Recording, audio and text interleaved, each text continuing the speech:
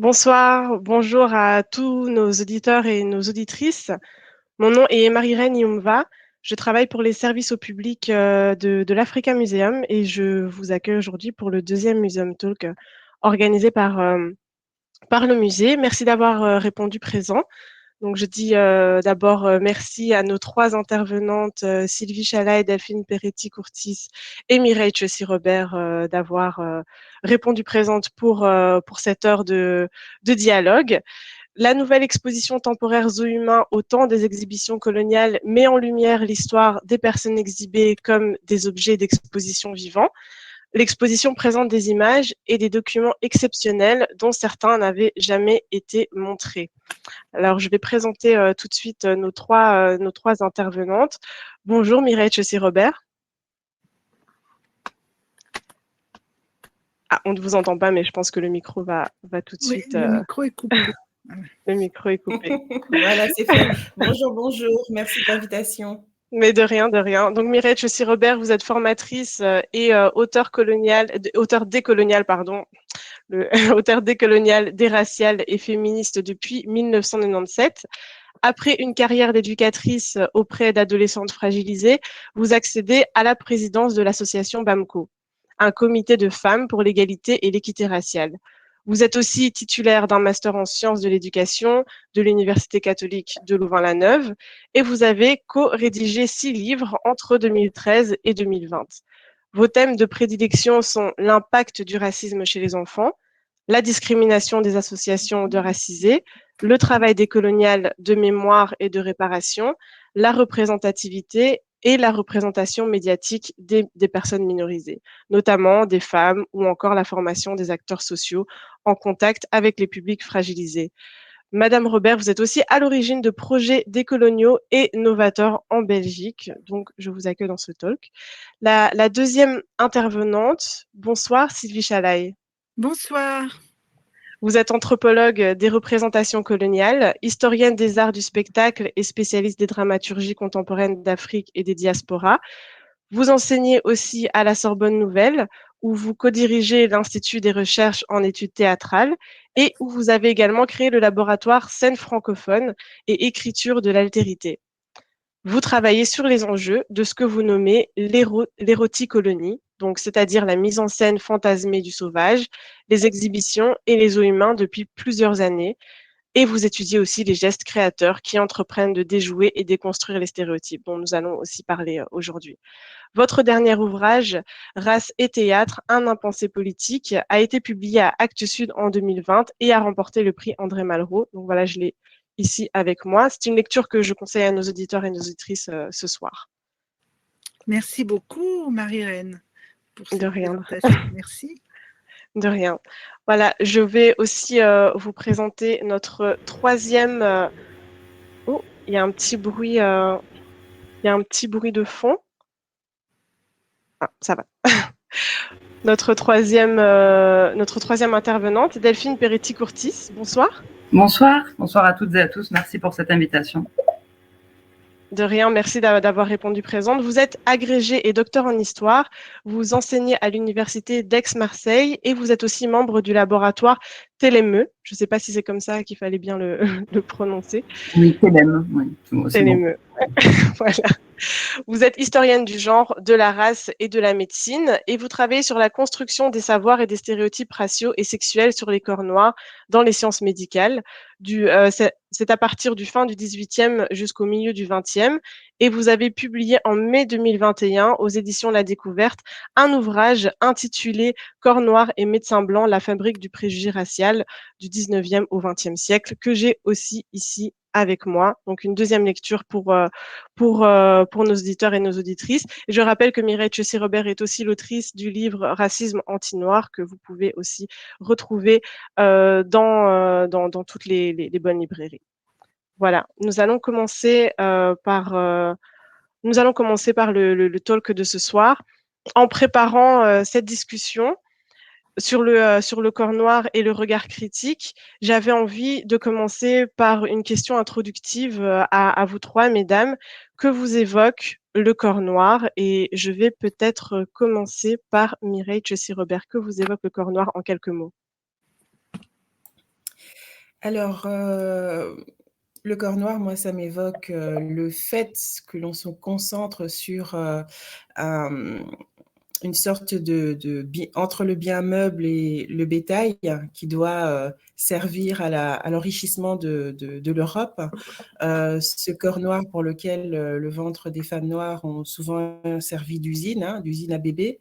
Et donc, je le mets en contraste avec justement le cerveau africain, et pas forcément le cerveau noir, le cerveau africain que l'on invisibilise un peu trop de ce côté-ci du monde. Merci pour votre réponse, Mireille. Delphine, est-ce que vous voulez ajouter à cette analyse? Oui, excusez-moi, le micro ne fonctionnait pas. Oui, alors je vais ajouter à cette analyse, je vais prolonger, rebondir sur ce qui vient d'être dit, notamment l'idée, effectivement, dans mes recherches. Alors, le corps noir, moi, m'évoque des recherches de plus d'une dizaine d'années maintenant. Et effectivement, lorsqu'on me parle de corps noir, ce sont surtout des préjugés et l'idée d'une prédominance aussi du corps, comme vous venez de le dire, Mireille, d'une prédominance du corps pour les personnes noires, et ce sont des préjugés, notamment l'esthétisation, l'animalisation. C'est la science également qui a donc entériné certains stéréotypes et préjugés au cours du 19e siècle. Donc le corps noir m'évoque surtout des préjugés qui datent de l'esclavage, qui sont renforcés au moment de la colonisation, et ces théories raciales et scientifiques qui ont contribué à ériger une représentation, un mythe des corps noirs. Sylvie Chalaï. Alors pour moi, c'est vraiment une fabrication en fait. Le corps noir, c'est une fabrication qui a été finalement inventée par une société qui a eu besoin justement de se fabriquer des éléments de plaisir, donc d'où les fantasmes, des éléments de jeu également, et puis de spectacle, d'où les exhibitions également. Ça fait partie finalement d'une fabrication, parce que c'est de quelle couleur finalement, comme dirait Genet, un corps noir? Bon, c'est une invention. Et ces inventions, ces illusions, elles sont très dures à sortir des têtes. C'est pour ça qu'aujourd'hui encore, on est obligé d'en parler, de montrer, de démontrer qu'il y a eu fabrication, et que cette chose-là n'a été faite que dans une société de rapport de force dans lequel, effectivement, comme le disait Mireille, ça part de la question de l'esclavage. Ça a été essentiel, cette dimension-là.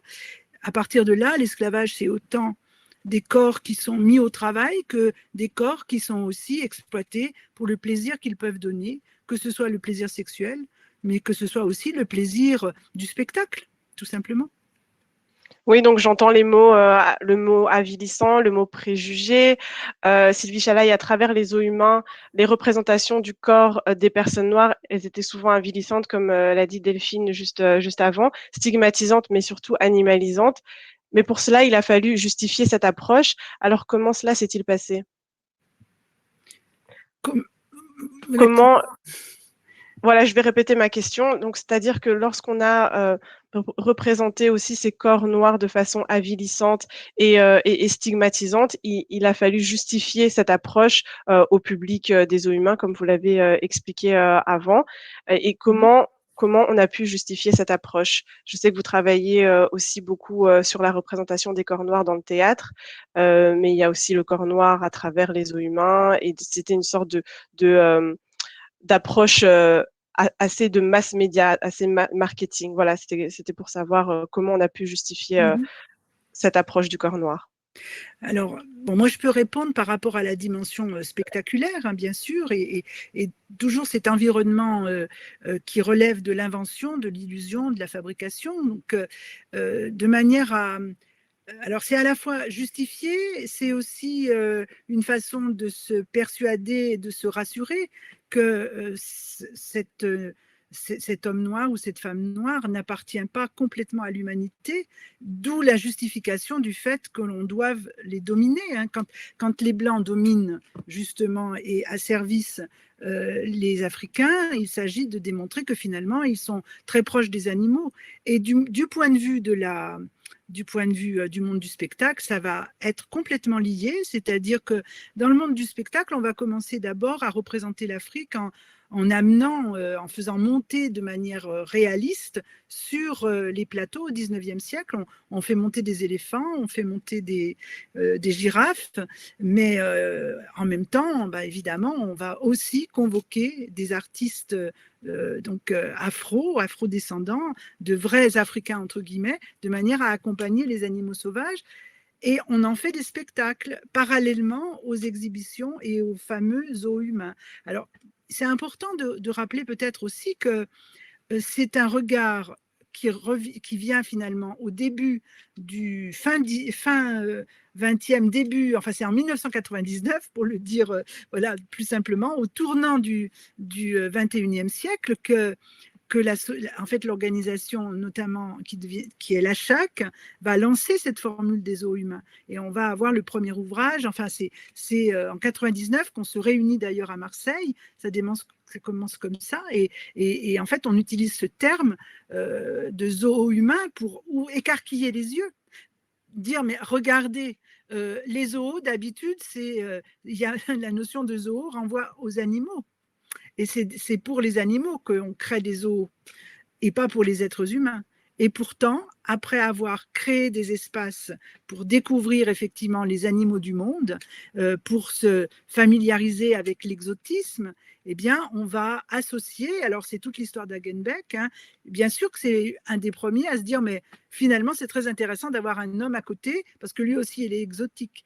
Donc, l'usage des animaux va être une façon justement de ramener dans l'espace animalier et donc de rabaisser, d'infantiliser aussi, de domestiquer, d'avoir un rapport aussi de plaisir quelque part qui a à voir avec le fait de s'approprier et de materner aussi.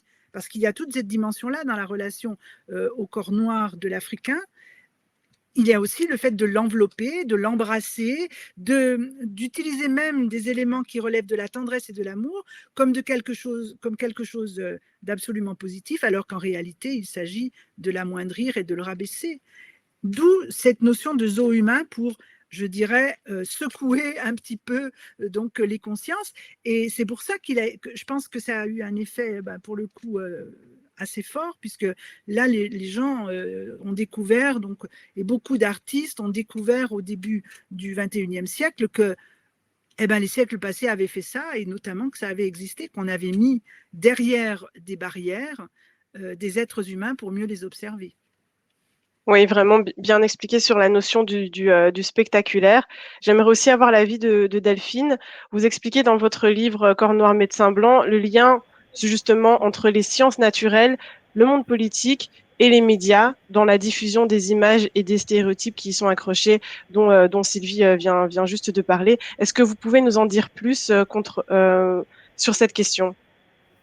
Oui, tout à fait. Donc, pour réagir à ce que vient de dire Sylvie, le lien avec la science, il y a de liens très forts entre la science, le spectacle et la politique au cours du 19e siècle. Mais les mythes et la construction d'une représentation du corps noir donc, commencent avec l'esclavage.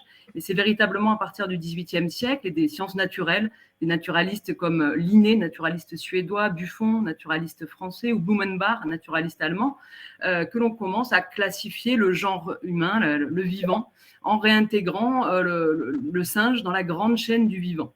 Et à partir de là, à partir de cette grande classification du vivant, l'homme blanc doit s'éloigner, doit retrouver cette place sacrée qu'il avait au sein des écrits bibliques. Et donc, pour éloigner l'homme blanc du singe, l'on présente des paliers différents et l'homme et la femme noire sont présentés comme des stades de l'humanité, les premiers, comme placés au premier stade de l'humanité, plus proche de l'animal. Et les travaux des médecins, des anatomistes, des médecins de la marine, puis des colonies, et les travaux des anthropologues au 19e siècle et dans la première moitié du 20e siècle contribuent à entériner cette idée selon laquelle les hommes et les femmes noires seraient donc plus proches de l'animal. Et Georges Cuvier, par exemple, lorsqu'il dissèque Saartjie Baartman, qui a été renommée la Vénus Hottentote, lorsqu'il la dissèque et qu'il présente son rapport de dissection en 1817, là aussi, il accrédite cette idée selon laquelle cette femme qui représente le peuple Khoisan, hein, elle est Bochiman, mais on la surnomme, on pense qu'elle est Hottentote à cette époque. Hein, ce sont deux, donc le peuple Khoikhoi et San qui sont surnommés Hottentot et Bochiman. Et dans son rapport de dissection, il accrédite cette idée selon laquelle cette femme a un visage qui ressemble à celui des singes, son comportement est simiesque, tout dans son corps ou même dans son comportement avant sa dissection, hein, ont pu être constatés comme étant proches du singe. Et Georges Cuvier est cité jusqu'à la fin du 19e siècle en France, en Angleterre, aux États-Unis, notamment par des médecins qui ne sont pas monogénistes comme Cuvier, mais qui sont polygénistes, qui croient en l'existence de plusieurs espèces humaines et qui vont utiliser ce rapport de dissection pour justifier le fait que la Vénus Hottentote, donc qui devient l'archétype de la femme Hottentote et même parfois l'archétype de la femme noire, donc elle est présentée jusqu'aux États-Unis chez Nott et Gliddon notamment, deux médecins polygénistes, comme la preuve qu'il existe plusieurs espèces humaines et que l'espèce noire n'appartient pas à la même espèce que l'espèce blanche. Donc tout au long du 19e siècle, hein, l'anatomie comparée, les dissections permettent de prouver ces théories préconçues et d'accroître, d'accréditer cette idée d'animalité. Et effectivement, donc dans des gravures, hein, l'on compare l'homme noir au singe. Le plus souvent, on le présente comme un passage entre l'homme blanc et le singe, jusqu'à la théorie de Darwin. Darwin n'a jamais parlé véritablement de chaînon manquant pour les Africains, mais les scientifiques qui ont étudié Darwin et qui ont utilisé cette théorie darwinienne après donc le milieu du 19e siècle parlent des populations africaines, notamment des pygmées ou des khoisan, comme les chaînons manquants entre l'homme blanc et le singe. Et là, donc il y a ensuite, on sort de la sphère scientifique, cette sphère assez étroite finalement, hein, du monde scientifique, pour que ces théories raciales et cette animalité des corps noirs soient ensuite véhiculées au sein de la société, parce que les hommes politiques se réapproprient ces théories raciales, croient fondamentalement à ces théories raciales, parce que la science incarne le progrès au 19e siècle, notamment pour les républicains qui s'affranchissent progressivement de la religion, hein, comme l'explication de tout phénomène. Donc la science représente le progrès et les politiques, les républicains notamment, croient en la science. Donc lorsque Jules Ferry parle en 1885 de l'importance, du droit et du devoir qu'ont les races supérieures de civiliser des races inférieures, donc il était ministre de l'instruction publique, il a été président du Conseil, et lorsqu'il prononce cette phrase à la Chambre des députés pour justifier la politique coloniale, il croit certainement de manière très forte à ce qu'il dit, parce qu'il est imprégné, lui, de cette science des races humaines au XIXe siècle. Et donc là est lancée l'expansion coloniale dans les années 1885. Alors bien sûr, elle existait, la colonisation existait déjà, mais à partir de là, donc c'est un fort essor de la politique coloniale qui apparaît, et les expositions coloniales, les exhibitions humaines, les cartes postales, les publicités, les manuels scolaires véhiculent ces théories scientifiques, et l'on sort donc du cadre étroit des scientifiques pour que ces théories raciales, et notamment ce mythe du corps noir, soient véhiculés au plus grand nombre, et notamment donc à la population française, mais également donc à la population belge, à la population britannique, allemande, etc., puisque les zoos humains se développent un peu partout en Europe à la même période. Ah, mon micro a été coupé. Oui, Sylvie Chalaï, vous voulez réagir à... Oui, je voulais rajouter une petite chose à ce que disait Delphine, c'est que en plus, donc non seulement évidemment, on respecte énormément un discours qui se veut progressiste et qui se veut éducatif, et en plus, du coup, c'est récupéré complètement dans le langage ordinaire. C'est quelque chose qui devient absolument banal. Du coup, de parler des Noirs en disant les singes, ça devient quelque chose de banal. Et moi, c'est une chose qui m'a beaucoup choquée quand j'ai travaillé donc sur l'image du noir au théâtre. Et c'est pour ça que mon livre s'appelle aussi Du noir au nègre. C'est comment on a peu à peu fabriqué finalement des couches de stéréotypes qui ont amené à faire en sorte que finalement le corps noir devient une espèce de millefeuille terrible, de masse de préjugés, et donc une véritable coque en quelque sorte qu'il faut pouvoir briser, puisque c'est absolument, enfin il faut pouvoir s'arracher de cette coque qui recouvre complètement la réalité. Et on s'aperçoit donc au XXe siècle, c'est-à-dire on est dans l'entre-deux-guerres, entre autres, avec un auteur qui a eu une grande notoriété à l'époque, qui s'appelle Lenormand, hein, Henri-René Lenormand, spécialiste de théâtre exotique. Il a écrit donc sur les territoires coloniaux et notamment donc sur l'Afrique. Ses pièces sont jouées au théâtre où se jouera par la suite La Revue Nègre, c'est le fameux théâtre des Champs-Élysées, monté par un grand metteur en scène qui est très important pour la France, hein, c'est Gaston Batty, qui est très important parce que c'est un grand metteur en scène de la modernité. Les pièces qu'il écrit, donc notamment donc ce Henri-René Lenormand, c'est par exemple À l'ombre du mal, ça parle de la colonie, des colons, et à chaque fois que les colons s'expriment, enfin, ou qu'il est question, alors bien sûr, on peut se dire oui, ils dénoncent quelque chose, mais non, c'est quelque chose qui est présent aussi dans des pièces de Dulin et autres.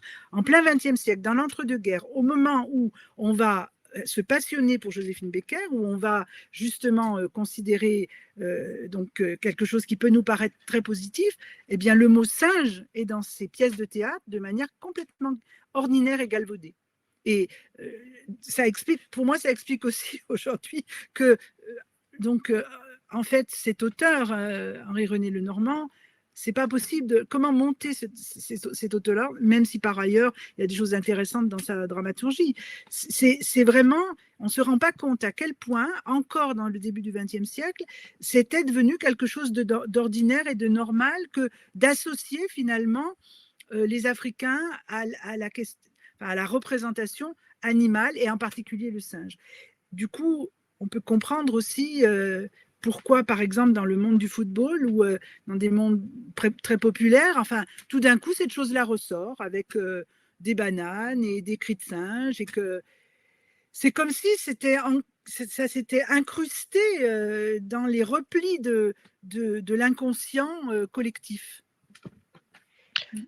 Oui, c'est l'une des choses importantes aussi qu'il faut retenir de l'exposition Zoo humain. Voilà, on a une tonne d'images qui nous rappellent l'historique de l'exposition des corps noirs, mais aussi d'autres corps.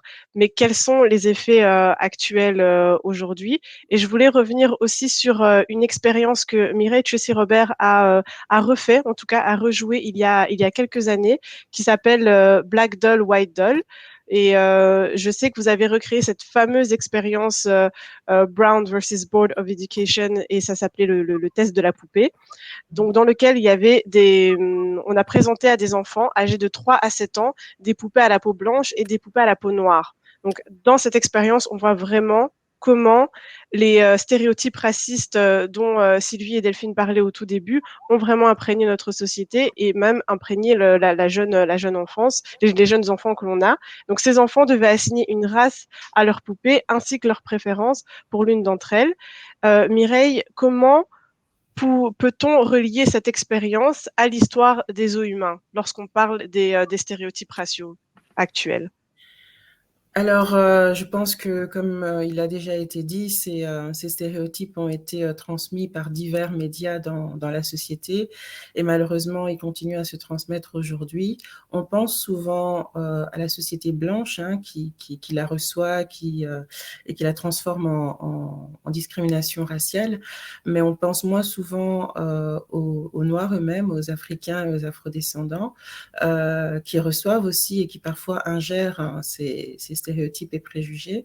Et dans ce cas-là, j'avais pris en particulier des enfants noirs et métis, entre guillemets, et on pouvait se rendre compte que les chiffres et la gravité des perceptions raciales des enfants étaient beaucoup plus élevés que dans l'Amérique raciste des années 50. Ici, en Belgique, dans les années fin 2000. Donc, c'était vraiment la chose la plus étonnante pour moi de voir que les chiffres étaient plus élevés qu'aux États-Unis dans les années 50 en matière d'ingestion et de digestion des stéréotypes et des préjugés. Oui, voilà, on a vu que les préjugés sont toujours présents dans la société et peuvent même rebondir voilà, sur les jeunes enfants et surtout les enfants noirs. Sylvie Chalaï, on va passer à la deuxième partie de notre talk. On va analyser des images que je vais vous partager à l'écran. Donc, je sais que durant vos cours, vous analysez beaucoup d'images, vous donnez des clés à vos élèves et au public, et il est primordial pour vous de pouvoir comprendre les messages parfois très subtils qu'elles contiennent. Comment comprendre et décortiquer les représentations est très important. Et j'aimerais savoir quelles sont les choses auxquelles il faudrait faire attention aujourd'hui. Vous pouvez partager ça avec nos auditeurs. Et comme exemple, j'ai pris l'affiche de la nouvelle expo temporaire Zoo Humain que je vais vous partager ici. Voilà, donc cette affiche a été choisie par les commissaires. Qu'est-ce que ça vous dit? Qu'est-ce que vous pouvez relever sur cette affiche? Et quel est le message que vous tirez de cette image? Bien, qui sont les spectateurs finalement et qui sont aussi ceux qui feraient les clowns? Où sont les fameux clowns ou les acteurs ou les éléments du spectacle? Il y a une espèce de renversement, ce qui est amusant dans l'affiche, enfin, à partir du moment où on la regarde autrement et où on la regarde pas comme simplement un élément exotique, dans lequel on va s'attacher aux cheveux tressés des femmes, à leur dimension. Donc, je ne sais pas de quelle date, à quel moment elles ont été faites, ces photos, mais enfin, les femmes, même encore donc au XXe siècle, début du XXe siècle, des femmes européennes étaient très couvertes, donc des femmes dehors enveloppées simplement dans un tissu. Donc tout de suite, il y a quelque chose qui va. On parlait tout à l'heure du fait d'être ravalé. Donc il y a une dimension qui peut être exotisante, forcément. Mais si on la regarde depuis notre position aujourd'hui, il y a un jeu de renversement. Ce sont deux femmes qui regardent finalement, et donc les hommes en costume, notamment on voit un gardien peut-être dans un costume de surveillant, un costume un peu militaire, voire presque policier, hein, avec une casquette, quelque chose de cet ordre-là. Donc c'est vrai qu'il y a cette dimension, pour moi en tout cas, comme un renversement du regard. Mais d'un autre côté, donc il y a toujours aussi le fait que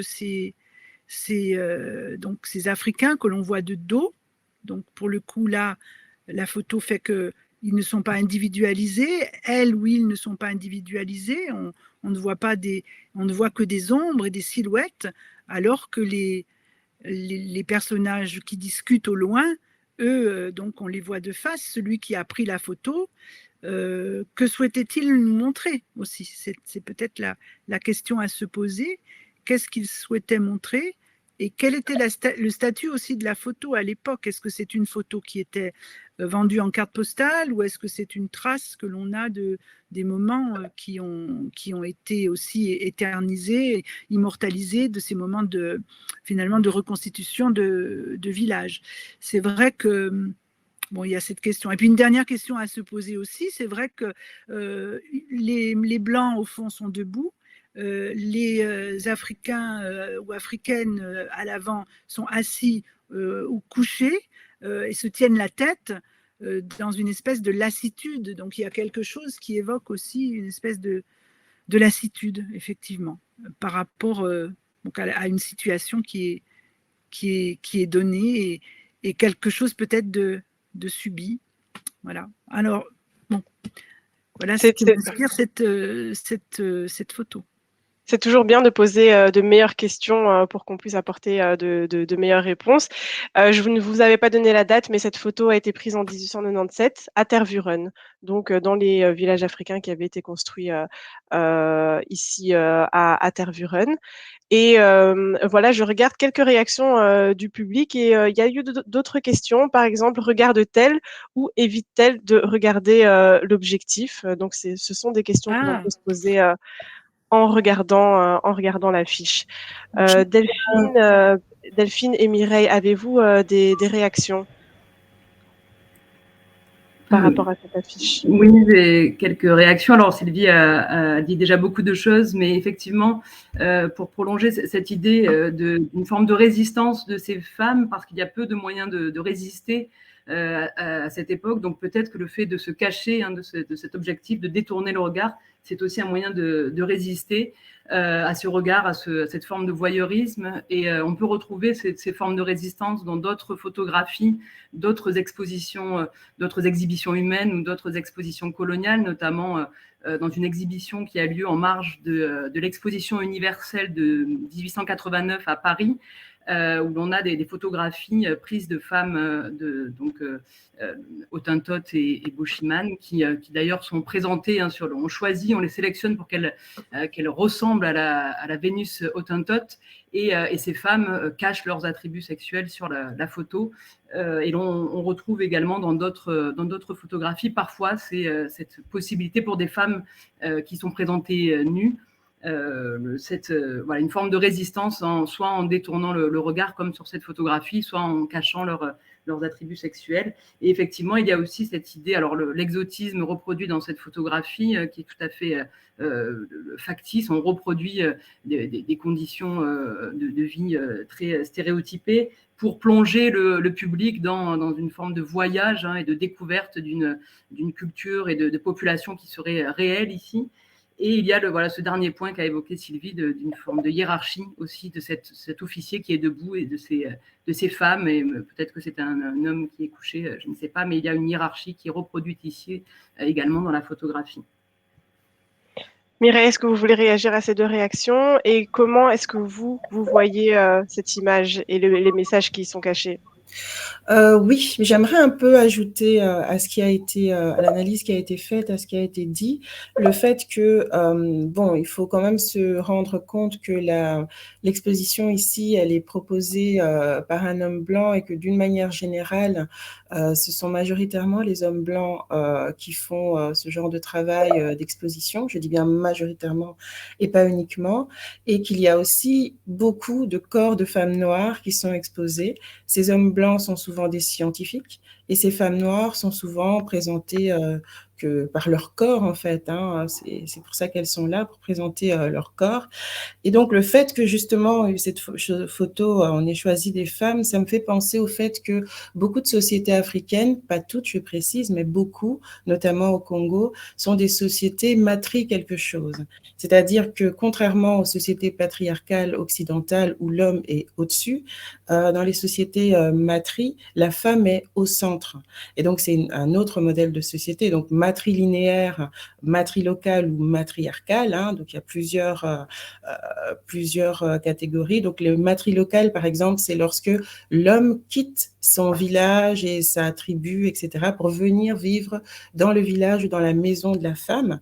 Matriarcal, c'est la participation, notamment politique, spirituelle, enfin, à la vie de la cité, à ne pas être cantonné à la cuisine et à la chambre, contrairement aux femmes européennes à cette époque-là.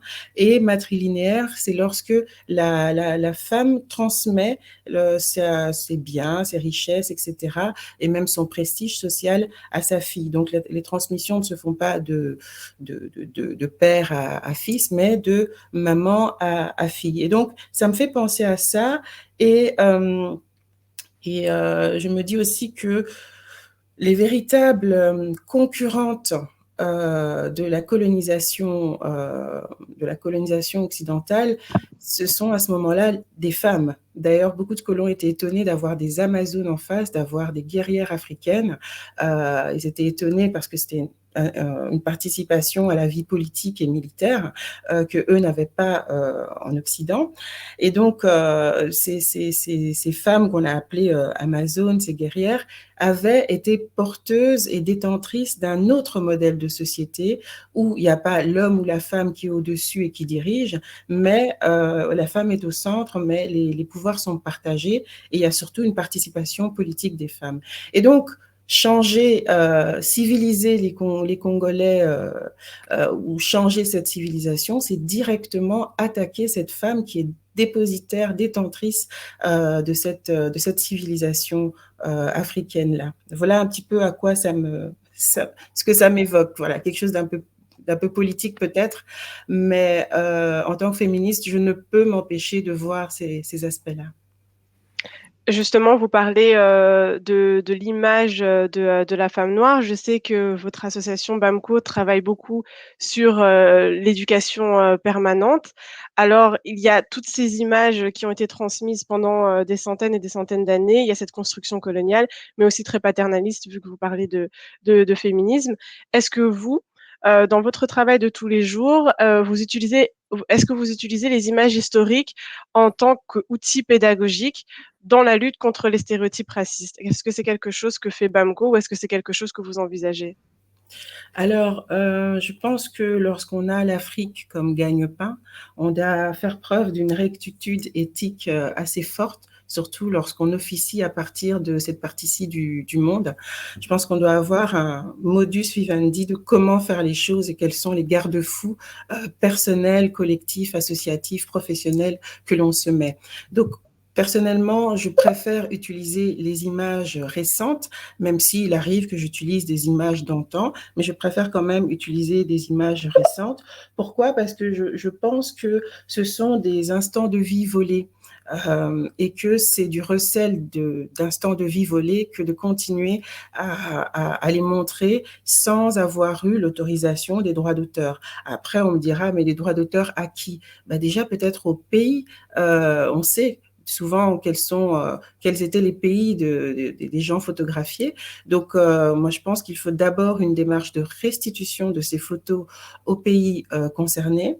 Ensuite, une demande d'autorisation pour les promouvoir, les montrer, parce qu'on a l'habitude de montrer ce que l'Afrique garde secret, ce qu'elle ne veut pas qu'on voit, que ça peut être ses objets sacrés, etc., ou le corps, ses corps.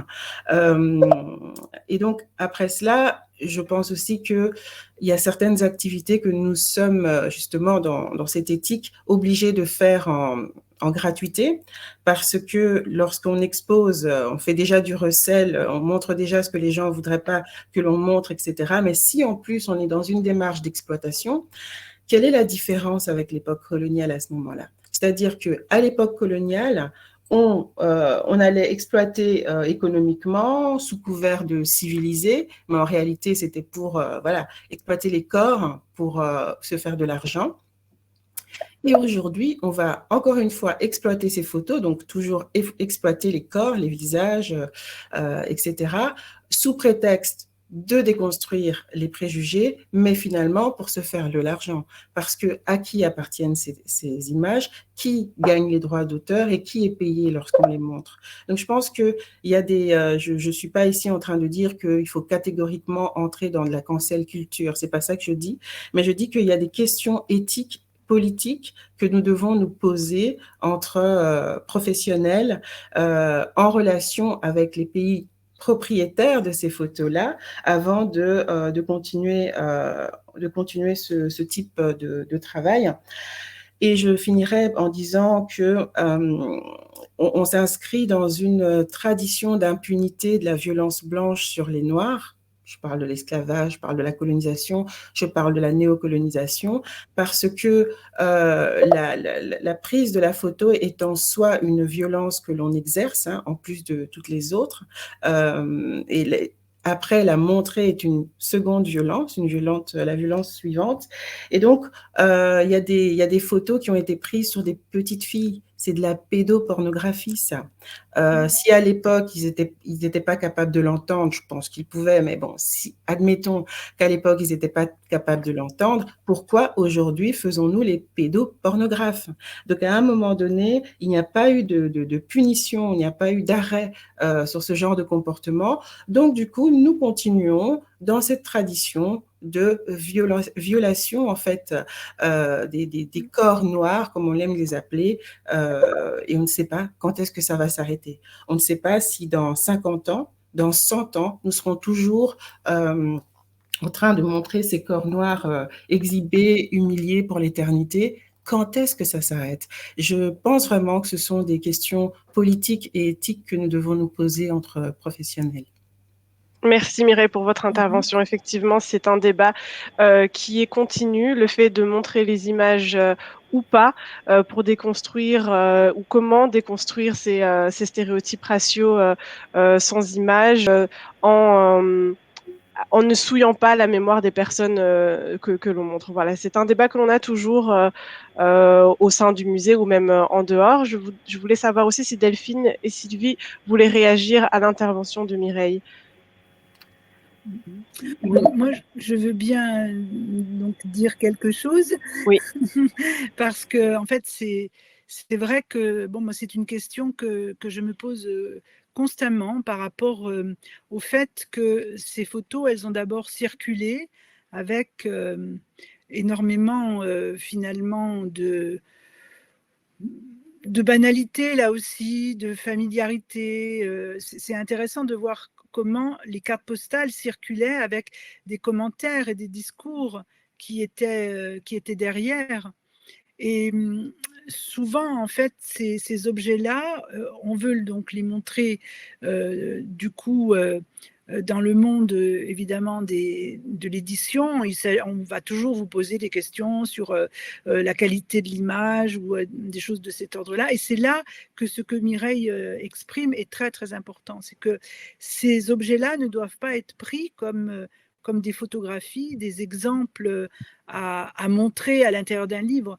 Il vaut mieux s'intéresser à ce qui a été écrit derrière, voire parfois sur la carte postale. Les cartes postales, ce sont des objets qui doivent être des objets d'archives aujourd'hui. Et il faut faire attention de ne pas les galvauder. Ça, c'est très important. Surtout quand on touche à des cartes postales où il s'agit de la question effectivement des enfants ou des prépubères ou des gamines et où on voit très bien qu'il y avait des mises en scène et une obligation qui leur était donnée. Je ne sais pas d'ailleurs comment ils obtenaient ces clichés à l'époque, s'ils payaient les petites gamines pour qu'elles acceptent de prendre des pauses. Mais on était dans de la pédophilie, c'est évident.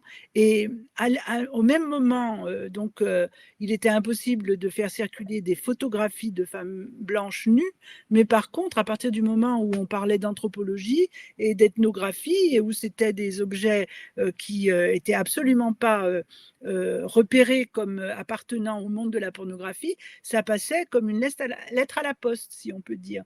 Or, il faut faire attention de ne pas réitérer ça. Parce que je peux vous dire que bon, je suppose en tout cas que les personnes qui ont vraiment besoin d'observer des cartes postales avec des enfants, eh bien, ça va les intéresser aussi, même si ces cartes postales, elles sont très anciennes. Donc, je pense qu'on doit être très, très vigilant dans la façon dont on utilise ces objets pour démonter les stéréotypes, bien sûr, pour travailler sur l'histoire, parce que c'est très important, mais il faut toujours que ça soit accompagné d'une analyse très précise et que ça ne soit pas la photographie qui prenne le pas sur le texte, je dirais. Par exemple, récemment, on travaille sur Joséphine Baker et donc j'ai montré les corps, effectivement, les corps noirs qui étaient cette fabrication dont je parlais tout à l'heure. On fabriquait une image de la femme noire avec des attributs très précis et du coup, c'était dans les cartes postales, bien sûr. Mais si aujourd'hui, au nom du fait qu'on va faire un très beau livre pour parler de Joséphine Baker, on veut montrer des cartes postales de cette époque qui montraient les femmes, les très jeunes femmes de 13-14 ans de cette manière, il faut absolument ne pas en faire une belle page, une double page.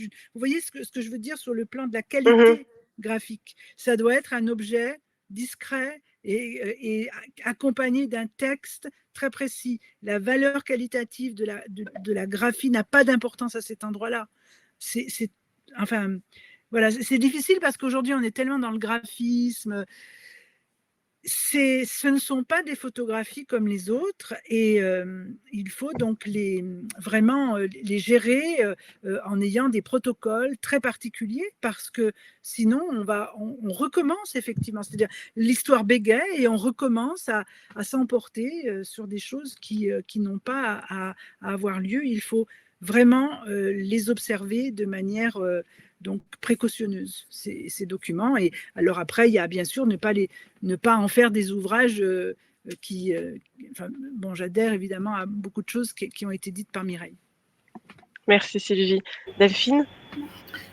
Oui, alors je rejoins certains des propos de Mireille et certains de Sylvie, mais il me semble important que ces images en fait soient expliquées. C'est ce que vous disiez, Sylvie, recontextualisées. Mireille, je comprends tout à fait votre point de vue et ce débat est encore posé à l'heure actuelle, mais il me semble que sans recontextualisation historique, si l'on ne parle pas de ces images, elles disparaissent et il n'y a plus de témoins en fait, de preuves de l'existence de ces zoos humains.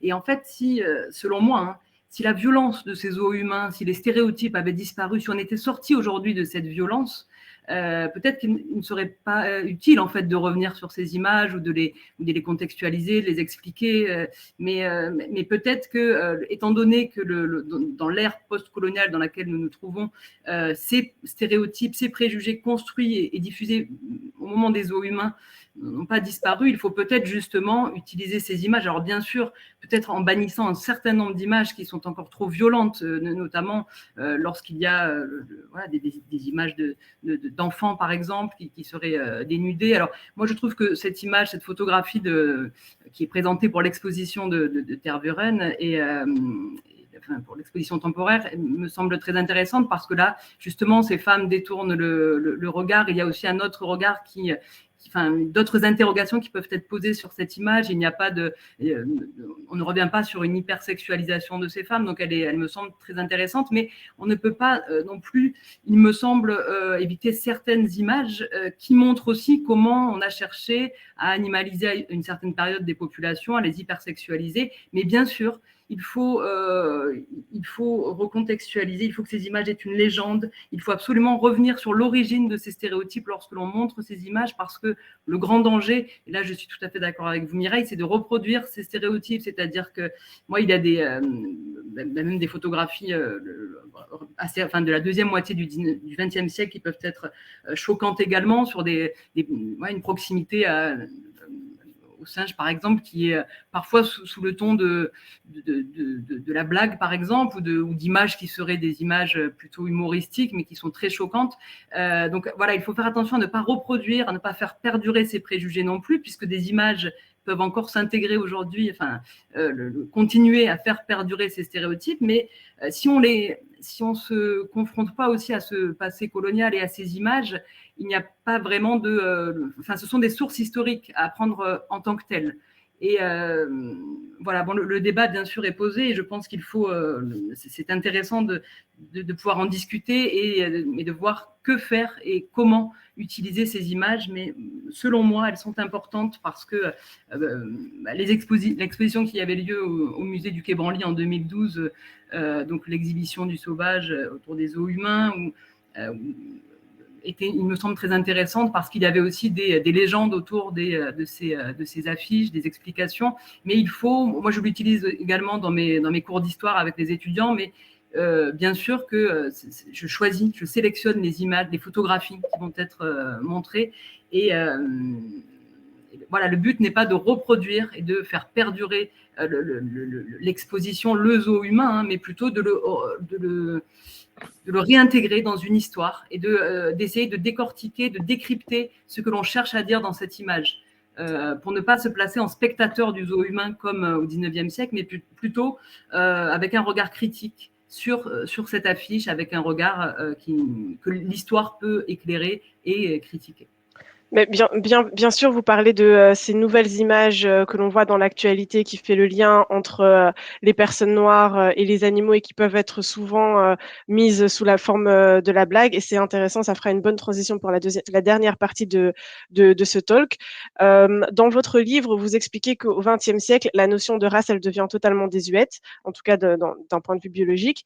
Mais cela n'empêche pas les stéréotypes raciaux de perdurer, notamment à travers les images. Est-ce que vous pouvez nous dire pourquoi, quelle est la raison du fait que ces stéréotypes raciaux sont toujours présents au XXe et au XXIe siècle? Alors là, on l'a un petit peu évoqué, mais je vais. C'est à moi que vous posez la question? Oui, Delphine, c'est à vous. Alors, justement, donc il y a eu bien sûr toutes ces théories scientifiques qui se sont construites et diffusées pendant plus d'un siècle et demi, donc depuis le milieu du XVIIIe siècle jusqu'au milieu du XXe siècle. Donc la science, qui était considérée comme la nouvelle source du savoir, qui se substituait progressivement à la religion pour expliquer l'origine de l'humanité, la diversité de l'humanité. Donc l'on croyait en ces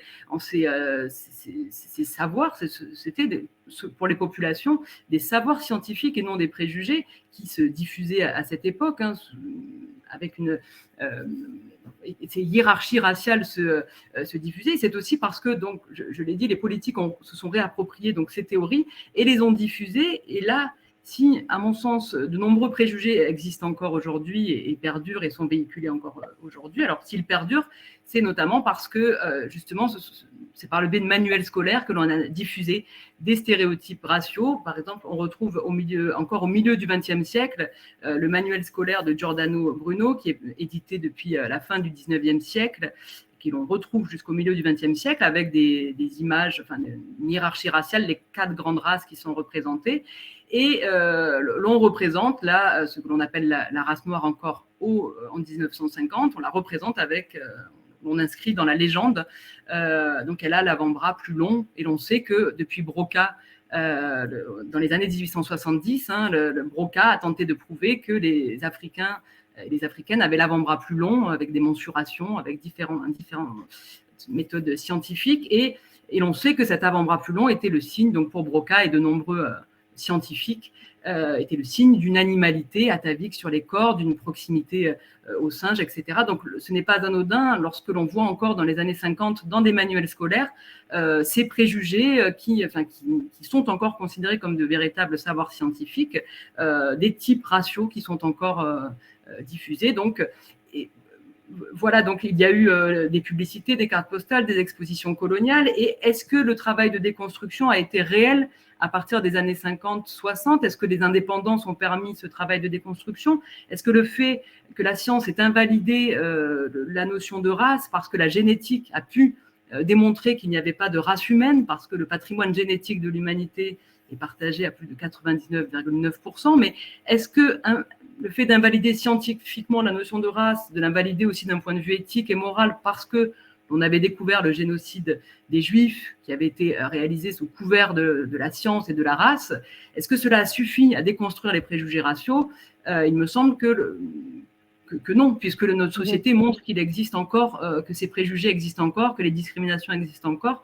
Donc, est-ce que la déconstruction ne devrait pas... Enfin, moi, je n'ai pas de leçon à donner, mais voilà, peut-être que l'effort de construction a été bien plus intense, puisqu'il a duré un siècle et demi. L'effort de construction a été bien plus intense, puisque des politiques s'en sont chargées également, que cela a été diffusé à la société.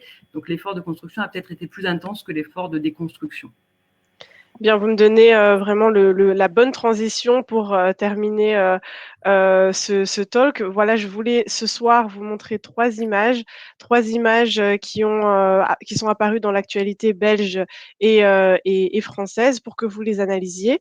Et je vais remettre l'image à l'écran. Je voulais partager la première image, la une du Vif, qui est un magazine belge, avec l'intitulé « Et s'ils avaient été noirs ?» Et ma question se dirige vers Mireille Tracy-Robert. Je sais que vous avez beaucoup travaillé sur la problématique du blackface en Belgique. Et je voulais savoir qu'est-ce que vous évoque cette une ici, des questions, peut-être l'actualité belge. Voilà, qu'est-ce que ça vous évoque? Qu'est-ce que cette image vous évoque?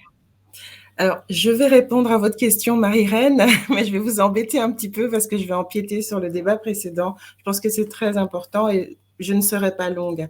Alors, sur cette image et sur le blackface, bon, on a démontré depuis longtemps, notamment aux États-Unis, à quel point cette pratique est raciste. Donc, je pense que, comme le disait Delphine tout à l'heure, il faut continuer un travail de déconstruction parce que tout le monde n'est pas au courant. Donc, c'est un travail précieux et monumental que nous devons tous faire. J'aimerais juste ajouter à cela, pour enrichir la conversation, que nous ne devrions pas toujours utiliser les mêmes méthodes, les mêmes outils qui ont servi à la construction du racisme que pour le déconstruire. Et ça, je sais qu'elle est d'accord parce que je lis ses bouquins. Donc ça, c'est une première chose. Et puis, bon, ça, c'est vraiment un point de vue qui est plus du point de vue de BAMCO, hein, c'est qu'on aimerait vraiment essayer de sortir d'une centralité blanche, pas seulement ici, mais de façon générale sur les questions raciales, parce que on se préoccupe beaucoup des états d'âme, du niveau de connaissance des blancs, etc. Et on n'a plus envie nécessairement de servir de support à l'éducation des blancs, de support ici en exposant les corps, par exemple. Hein. Donc, on sert de support pour éduquer les blancs. Donc, on est toujours dans cette centralité blanche. L'objectif, c'est le blanc. Et sortir aussi de l'angoisse de la disparition. C'est-à-dire que c'est un peu comme les objets sacrés qui sont exposés, c'est qu'on sait qu'il y a une angoisse des personnes qui les ont collectés et de leurs descendants de les voir disparaître, mais vu qu'ils appartiennent à l'Afrique, vu que ces photos, j'estime qu'ils appartiennent à l'Afrique, à un moment donné, si on veut qu'ils disparaissent, ils devraient pouvoir disparaître. Je sais que ça peut être difficile à entendre, ou bizarre, ou ça peut faire mal, ou bizarre venant d'une antiraciste, justement, qui travaille aussi avec ces images pour déconstruire les préjugés. Mais la diaspora est un formidable baromètre. Les associations que nous constituons, nous sommes des boussoles pour les politiques d'exposition, parce qu'au-delà du développement du savoir antiraciste, nous avons une connaissance de la culture africaine, une connaissance de la culture occidentale, un vécu du racisme ici et un vécu du néocolonialisme dans les pays d'origine. Donc, en fait, l'histoire des luttes hein, qui nous traversent et dont nous sommes les porteurs et les porteuses, lorsqu'on regarde rétrospectivement, on approuve Mandela, alors qu'à l'époque, on l'a mis en prison. On approuve Lumumba, enfin, pas tout le monde. Mais bon, bref, à l'époque, on l'a mis en prison, on approuve la reine King Pavita. Donc, finalement, lorsque nous venons avec des idées qui peuvent sembler saugrenues, parce qu'on dit, bon, si les images disparaissent, bah, tant pis, donc à disparaître. Et on se dit, mais zut, on n'aura plus les supports pour... Mais du coup, ça nous oblige, et je terminerai avec ça, ça nous oblige à repenser notre travail de reconstitution, de déconstruction du racisme avec des outils nouveaux, avec des outils qui n'auraient pas servi à la construction du racisme. Et ça demande un effort, un nouvel effort et surtout beaucoup de dialogue entre les professionnels noirs, blancs et les autres. Et sans pour autant dénigrer le travail qui a été fait jusqu'à présent. Moi, je suis en plein dans la lecture de votre bouquin, Delphine. C'est un formidable bouquin que j'utilise aussi dans mes formations. Donc, ne devons pas dénigrer le travail que nous avons accompli jusqu'ici, mais petit à petit, je pense que nous devons commencer à penser des nouvelles manières de déconstruire les questions raciales. Donc, du coup, j'ai pas beaucoup parlé d'images, tu m'excuseras. On a bien compris, je pense que les auditeurs et les auditrices ont bien compris l'analyse de cette image. Vu qu'il nous reste peu de temps pour passer aux questions et réponses, je vais passer aux deux dernières images que j'ai sur ce petit PDF. Voilà. Donc ici, c'est une image que j'ai tirée de De Morgan qui a fait un petit scandale ici en Belgique en 2014. Et c'est aussi une question pour Delphine et Sylvie que j'ai ici. Donc, Delphine, ici, cette image, ça représente donc cette deuxième une belge avec le couple Obama caricaturé en forme de singe. Le journal, à l'époque, s'était vite excusé en qualifiant cette publication de, j'ouvre les guillemets, de mauvais goût. Quel rôle jouent les médias dans la transmission ou la déconstruction des stéréotypes raciaux? Et je laisserai aussi Sylvie et Mireille réagir après.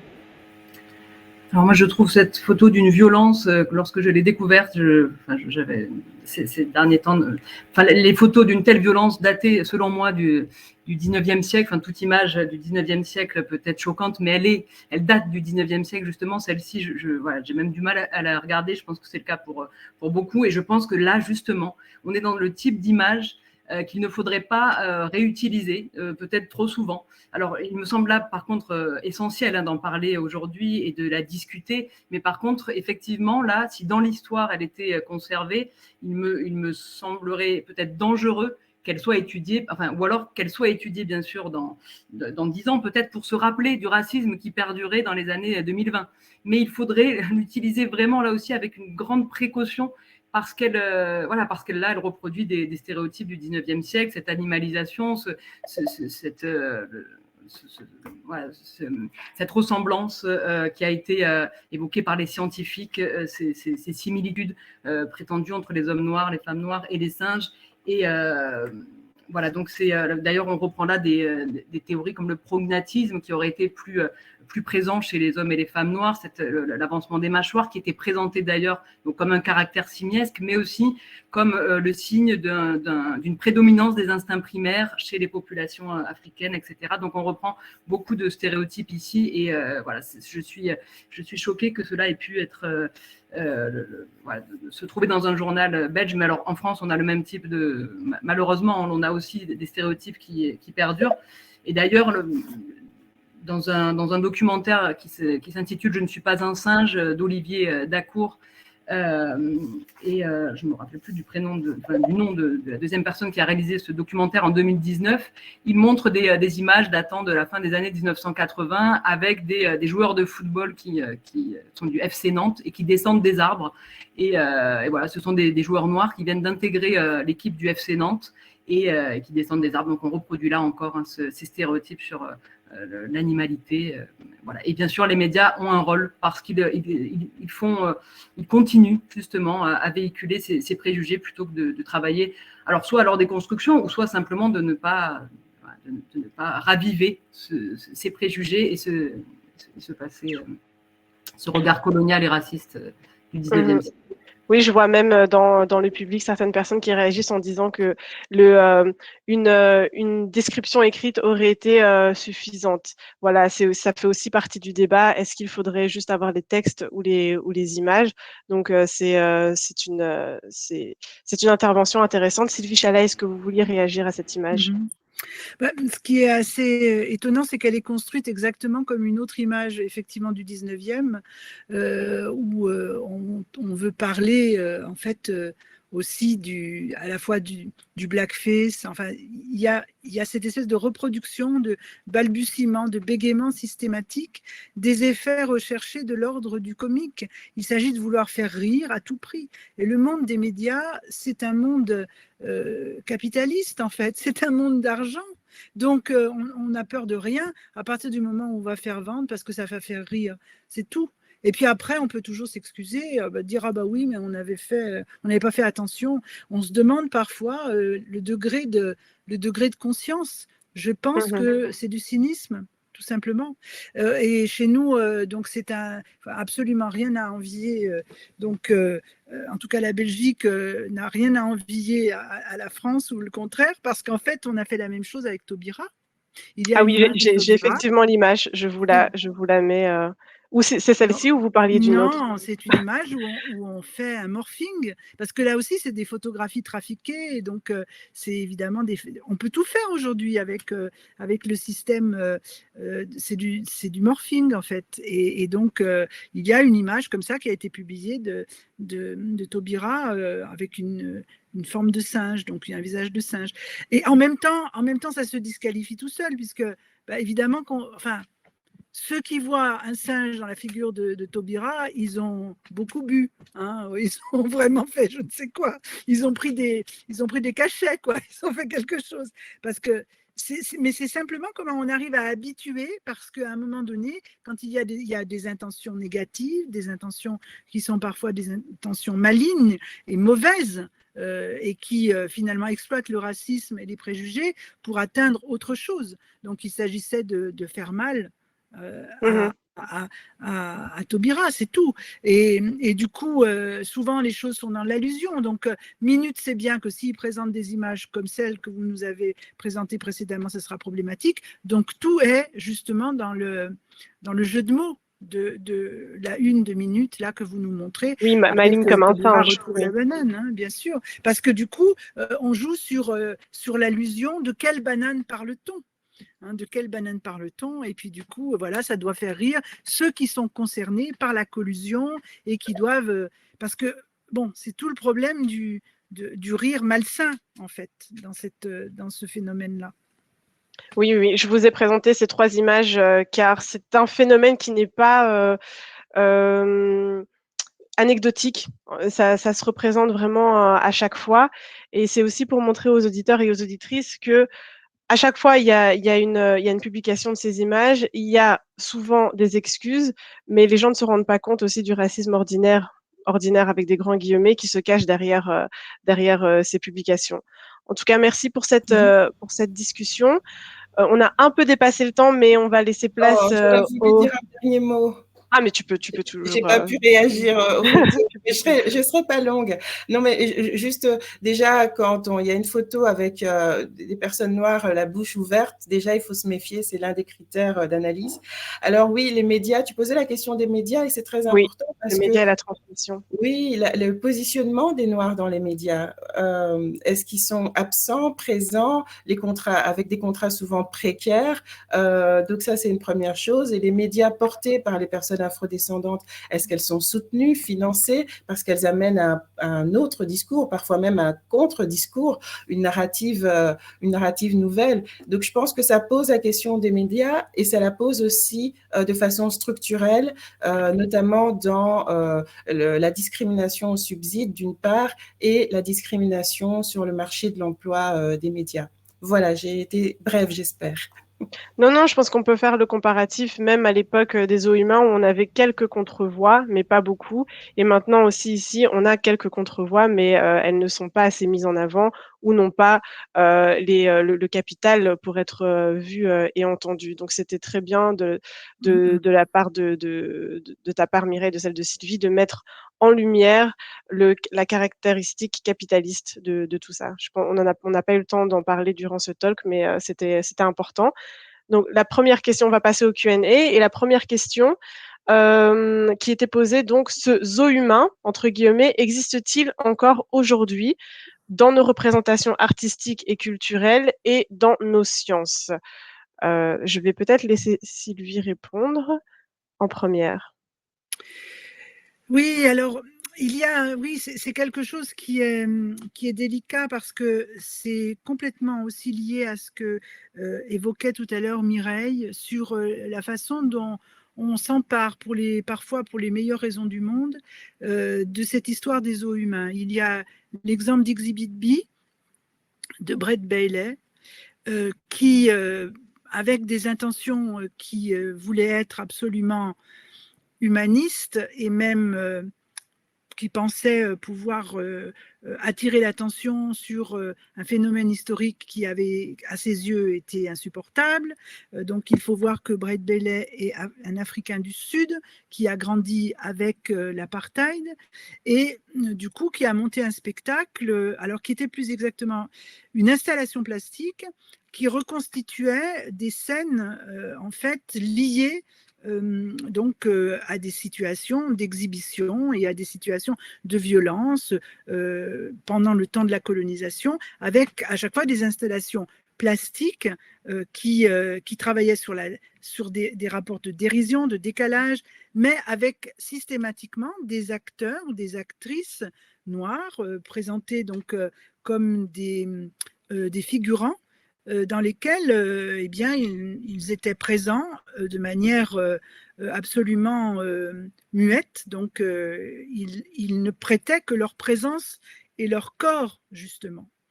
Et même encore aujourd'hui, hein, donc moi, je trouve ça, pour moi, c'est une chose assez problématique, c'est que je trouve qu'on s'est insurgé en France contre le fait que des afrodescendants ont manifesté pour dire que cette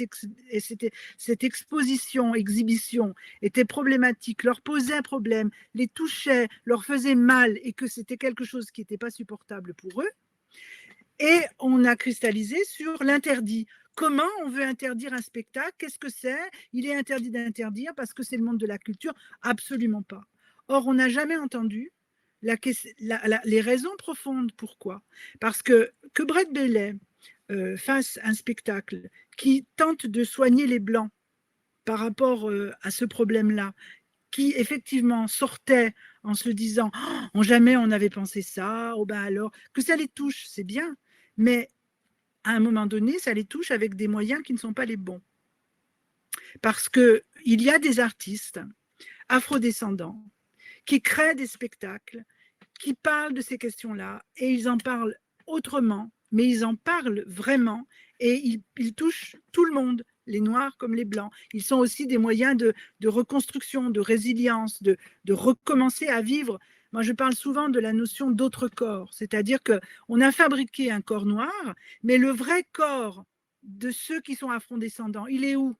Leur vrai corps, leur corps mental, le corps qui est à l'intérieur de leur être, comment ils se vivent, c'est de ça dont il faut parler, c'est de ça qu'il faut permettre finalement un déploiement dans la création.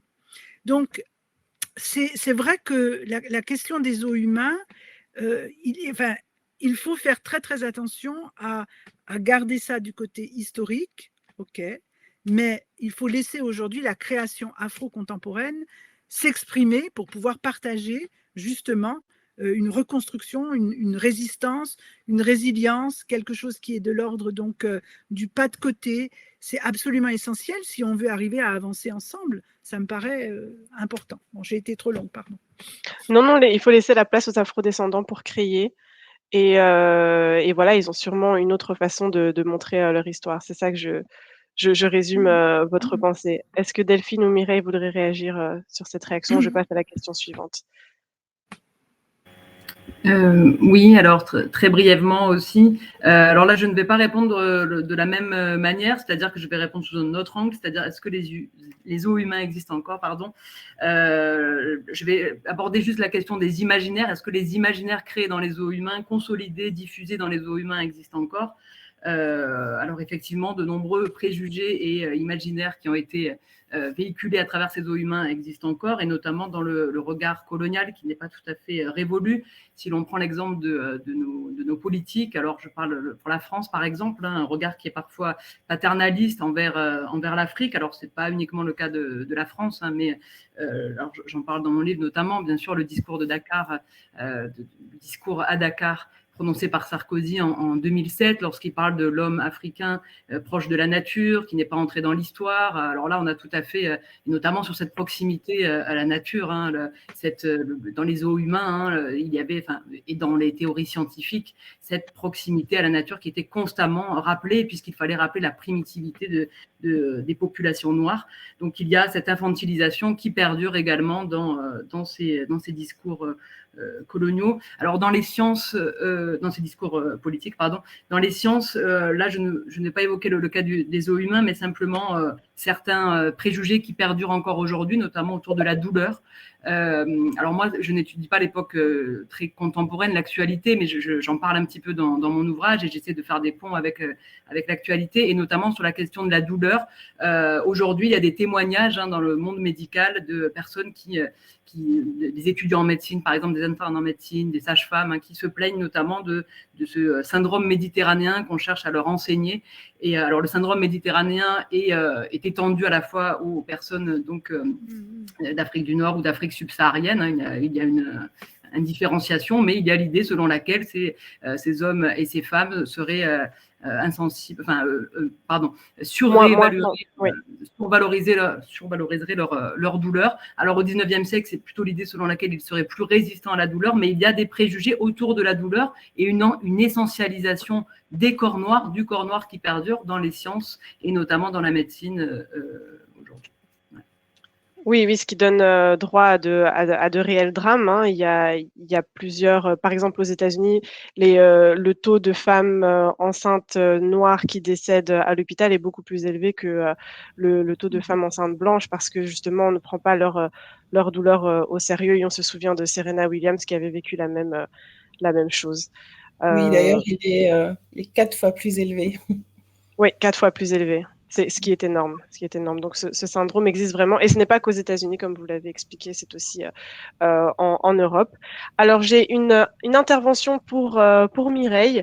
Donc, une auditrice est d'accord avec vos propos en qui concernent la diaspora, mais que ce soit en diaspora ou sur le continent, sommes-nous véritablement auteurs et autrices de nos agendas de lutte? Est-ce que les agendas ne nous sont pas insidieusement dictés par les aides au développement, les momentum, l'actualité, etc. De plus, avons-nous les outils alternatifs nécessaires ou les moyens nécessaires pour la mise en place de ces outils? C'est un peu long. Mais, Merci pour la question. Je pense il y a des différentes forces en présence et que c'est une histoire de rapport de force depuis plusieurs siècles maintenant. Il y a des agendas qui sont propres, hein. Bon, étant dans une association antiraciste, je sais très bien qu'il y a des sujets qui n'étaient pas du tout dans la presse, mais qu'on a décidé que ça serait dans la presse et dans les agendas politiques. Ça nous prend parfois 2 ans, 3 ans, voire 4 ans, mais souvent ça finit par péricliter dans les médias nationaux et dans les débats politiques. Donc, il y a des sujets que nous décidons de mettre à l'agenda politique. Ça, c'est vrai. Et puis, il y a d'autres sujets que nous n'avons pas du tout décidé de mettre à l'agenda politique, mais qui nous arrangent bien. Dire, ah tiens, ils sont là-dessus. Bon, ben, puisqu'on avait prévu de faire ça plus tard, on va le faire maintenant. Pourquoi? Parce qu'il y a une fenêtre d'opportunité médiatique, par exemple, et que dans un rapport de force, voilà, c'est un jeu de stratégo. Il faut pouvoir faire une architecture militante qui soit réactive et qui puisse voilà, réagir à ce genre voilà, d'actualité. Et puis, enfin, il y a des sujets que nous n'avons pas proposés, que nous attendions pas et qui ne servent absolument à rien, qui font voilà, couler de l'encre pour rien. Et donc, faut savoir faire avec ça, faut savoir accepter les interviews et arriver à parler quand même de ce dont on veut. Il faut savoir aussi se mettre en relation, donc ça c'est en cours en fait, se mettre en relation dans les diasporas. Voilà, on a des réunions avec les militantes en France, au Brésil, etc.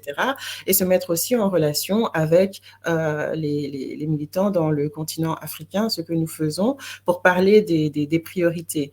Bon, ça fait pas longtemps qu'on a obtenu l'indépendance. D'ailleurs, l'indépendance, elle n'est pas terminée. On n'a pas fini ce combat-là.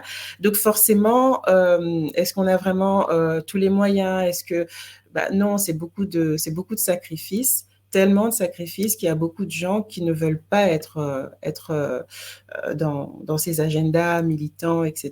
Parce que déjà, c'est stigmatisé. On est animalisé. On est vécu comme des Black Angry Women. Je parle pas très bien l'anglais, excusez-moi. C'est ça. Des femmes noires en colère et quand on va chercher un boulot après ça, on dit ah vous avez vu à la télé, vous dites que la colonisation était une mauvaise chose et vous n'aurez pas le poste. Donc c'est pas facile. On est malheureusement pas assez nombreux, donc la personne qui a posé la question peut nous rejoindre. Mais néanmoins, on parvient quand même à faire un rapport de force, notamment parce qu'on est face à des grosses institutions trop bien établies et que nous avons l'avantage de la mobilité.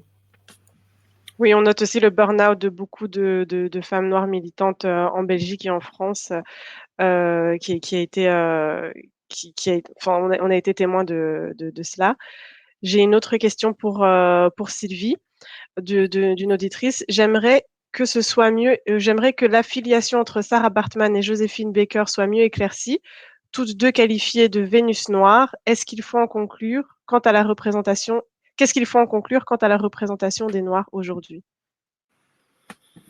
Il y a une filiation extraordinaire, effectivement, et entre les deux femmes, d'abord parce que on a donc fabriqué aussi la silhouette de Joséphine Baker telle qu'elle a été dessinée, telle qu'elle a été retenue et même mise en scène dans la Revue Noire et puis par la suite dans les spectacles des Folies Bergères pour être aussi donc complètement photographiée avec la cambrure de l'arrière-train qui travaillait exactement sur cette représentation-là. C'est-à-dire que de toute façon, il y avait une représentation archétypale de la femme noire qui date donc du 19e siècle et qui va perdurer et par la suite au-delà de Joséphine Baker, parce que Joséphine, finalement, elle n'a pas passé sa vie à porter la ceinture de banane. Donc, c'est quelque chose de très lié à sa jeunesse. C'est en gros pendant 1 an ou 2, et encore, elle a dansé nue donc sur cette fameuse revue. Elle ne danse nue qu'à la fin dans la danse sauvage. Elle n'est pas nue dans toute la revue Nègre, hein, pas du tout. C'est juste dans la danse sauvage. Et ensuite, elle est présente avec donc cette nudité-là uniquement dans donc des moments qui sont liés à la fameuse revue des Folies Bergères. Et puis ensuite, il y a les photos. Et puis, il y a les représentations de Paul Colin. Et puis, il y a les artistes qui l'ont représenté. Mais elle n'a pas vécu son monde d'artiste et de danseuse avec un pagne autour des reins. Donc, ça, c'est vraiment... C'est le symptôme même de cette espèce de fabrication, d'arrêt sur image en quelque sorte. Mais par la suite, la publicité, le monde des représentations n'a cessé de poursuivre cette représentation et jusqu'à aujourd'hui, et on retrouve cela encore effectivement dans des représentations mentales intériorisées. Il suffit de penser donc à finalement des mannequins dans les années 80, puis dans les années 90 et jusqu'à aujourd'hui encore, avec la façon dont on met en avant cette idée que les femmes noires ont forcément un derrière excessivement rebondi. Donc la Vénus noire, la notion même de Vénus noire, c'est ce qu'on appelle un oxymore dans la représentation occidentale. C'est impossible en fait. La Vénus, c'est pas du tout ça. C'est pas du tout ça. Donc c'est presque quelque chose qui se veut, oui, impossible. Et donc ça crée justement d'autant plus d'attractivité de penser à une notion de cet ordre-là. En tout cas, l'auditrice qui est intervenue a complètement raison. Il y a un lien très très fort parce que c'est simplement lié à une idée reçue et à une fabrication, encore une fois. Merci Sylvie. Il y a une question très intéressante aussi d'une autre auditrice. Delphine, vous parliez plutôt de la contextualisation des images et des affiches. Alors, comment fait-on pour expliquer et contextualiser une affiche de la bonne manière ? Alors, merci pour cette question. Je pense qu'on peut tous et toutes apporter des réponses à cette question. C'est-à-dire que je n'ai pas forcément la solution miracle, hein, mais il me semble qu'il faut à chaque image, affiche présentée, s'il n'y a pas une légende trop développée, il faut être là pour la présenter, il faut donc la manipuler, puis ensuite la faire disparaître parce qu'on sera là pour la présenter, la recontextualiser. Et si cette affiche est exposée dans un musée, si elle est exposée dans un ouvrage, il faut que là, la légende soit bien plus importante, selon moi, que l'image qui doit ne représenter finalement qu'une toute petite partie, qui doit être bien sélectionnée pour voilà, qu'elle ne soit pas... On parlait d'enfants tout à l'heure, donc il faut bannir toute photographie d'enfants selon moi et de nombreuses autres photographies, mais il y en a aussi beaucoup à conserver et peut-être voilà, privilégier en fait la taille, le texte, la légende, l'explication à l'image elle-même, pour que l'on retienne beaucoup plus en fait l'explication historique, les origines, les finalités de cette affiche, de cette exposition. Voilà, selon moi, ça peut être une solution pour accorder beaucoup plus d'importance aux mots, à l'histoire, qu'à l'image en elle-même, voilà, qui est révolue aujourd'hui. Et je rappelle aussi que l'exposition temporaire Zoo Humain au sein de l'Africa Museum n'est visible qu'à partir de 14 ans, puisque c'est une exposition qui n'est pas facile à voir aussi, avec des images assez choquantes.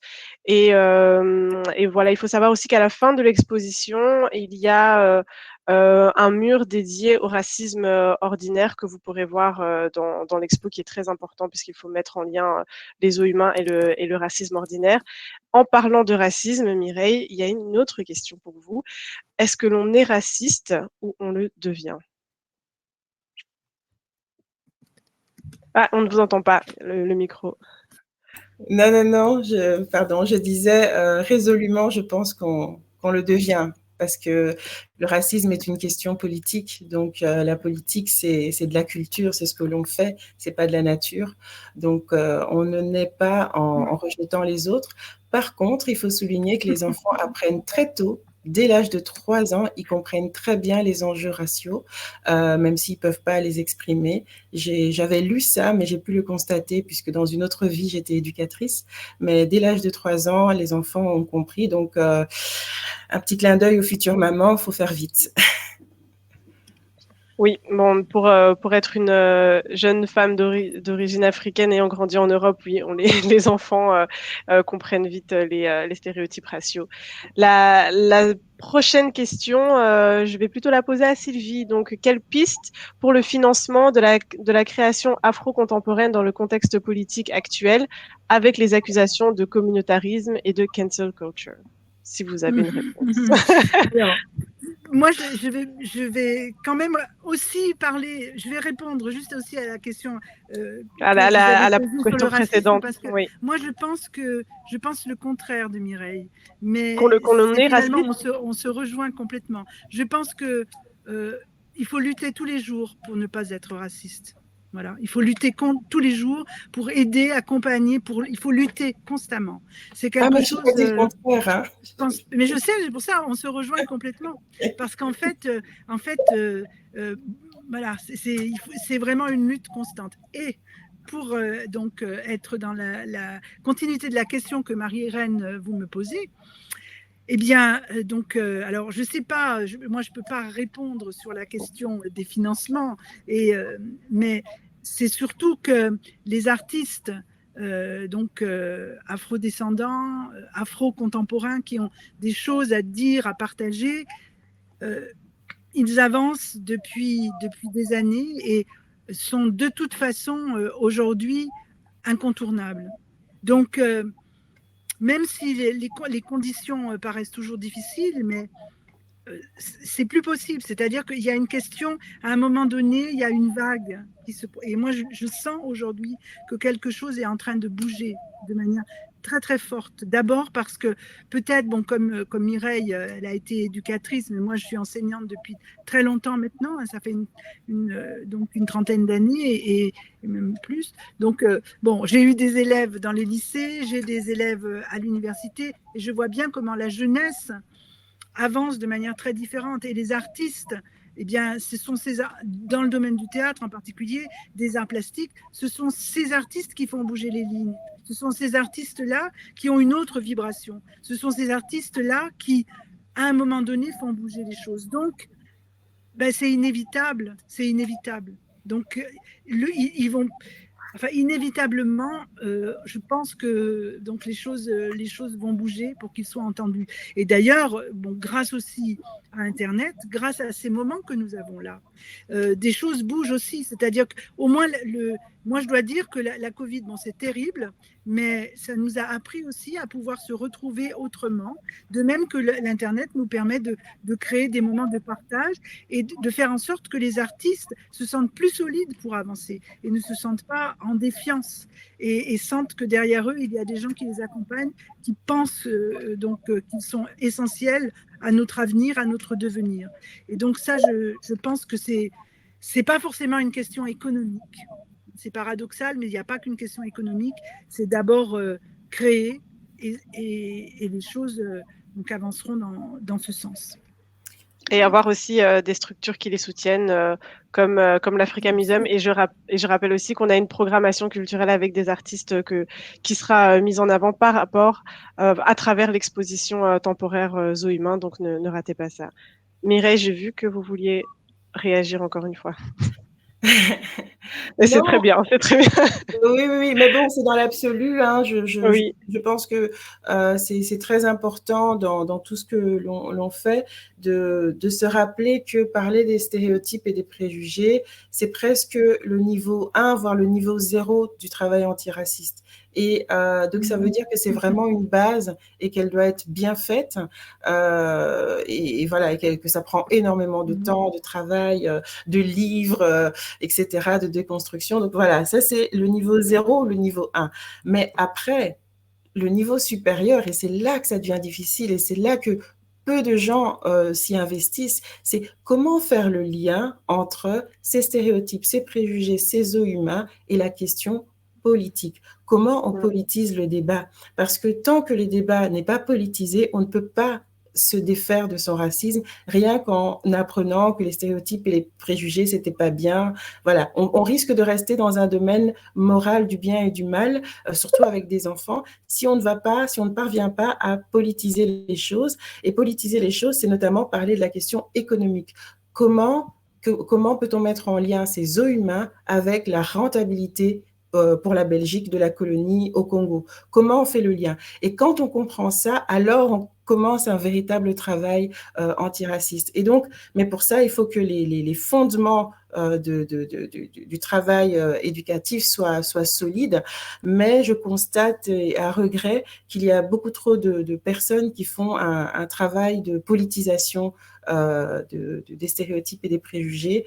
Voilà, c'est ce que j'avais envie d'ajouter au débat. Et sur la question des artistes, je suis d'accord sur le fait que l'argent ne fait pas tout, mais comme je dis qu'il y a un lien entre économie et stéréotypes, eh bien les banques prêtent moins facilement à des entrepreneurs artistes noirs, notamment sur base de ces stéréotypes-là. Donc ça montre un peu l'ancrage que on peut avoir entre le passé, le présent et l'économie.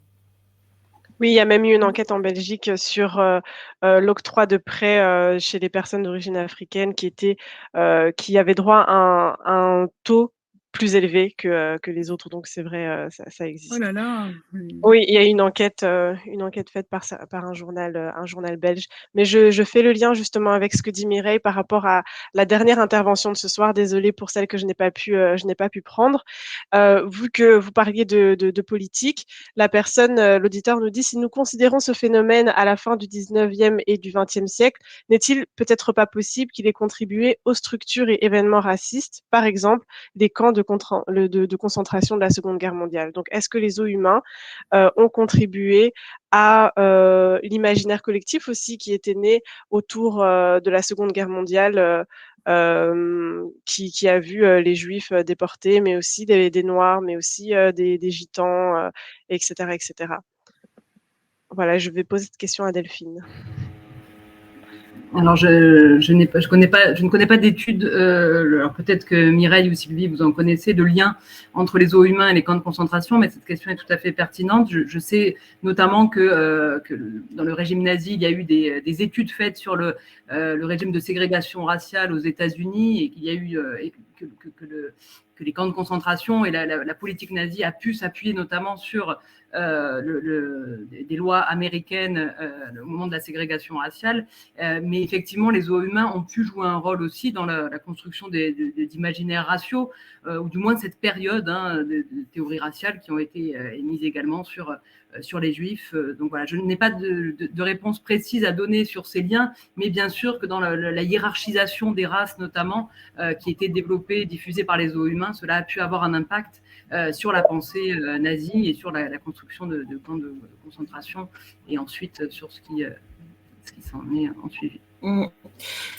Oui, mais justement, comme vous le dites si bien, il y a malheureusement des liens. Et on sait par exemple qu'il y a des personnes qui ont participé pendant les débuts de la colonisation à des camps de concentration, à créer des camps de concentration, et que ça a servi quelque part d'exercice, puisque certaines de ces personnes ont donné leur expertise, mais vraiment directement aux politiques nazies. Donc, il y a un lien entre les deux, un lien théorique évidemment, mais il y a aussi un lien physique, personnel, historique, où on retrouve des noms de personnes qui sont passées, qui ont expérimenté les camps de concentration avec des personnes africaines et qui sont parties donner cette expertise aux nazis. Et on sait aussi les liens, il y a d'ailleurs un livre diffusé au musée Tervuren là-dessus, les liens entre le régime d'apartheid et les politiques nazies. Apparemment, les Belges avaient des liens. Donc, voilà, c'est toutes ces parties-là qui sont justement moins connues, sur lesquelles on devrait aussi un peu plus travailler. Merci Mireille pour cette dernière intervention. Est-ce que Sylvie, vous voulez rajouter quelque chose? Oui, donc je voudrais dire qu'effectivement les liens sont importants et d'ailleurs Olivier Auger qui intervient sur le chat le rappelle à propos de Gérard Lévy qui a été un très grand collectionneur donc de toutes ces images des villages nègres, en fait ce qu'on appelait les villages nègres. Et lui-même, donc Gérard Lévy, avait bien conscience qu'il y avait un lien excessivement fort, mais c'est un lien qui remonte finalement même à la question de l'esclavage, c'est-à-dire qu'on sait très bien toutes les expérimentations qui ont été faites, d'abord pendant la traite négrière, et puis ce qui s'est fait ensuite pendant la colonisation dans des territoires africains où il y avait l'esclavage n'a pas disparu au milieu du 19e siècle. Il faut bien comprendre qu'il était présent. Il y a une chose auquel on peut penser pour comprendre la continuité aussi de ça.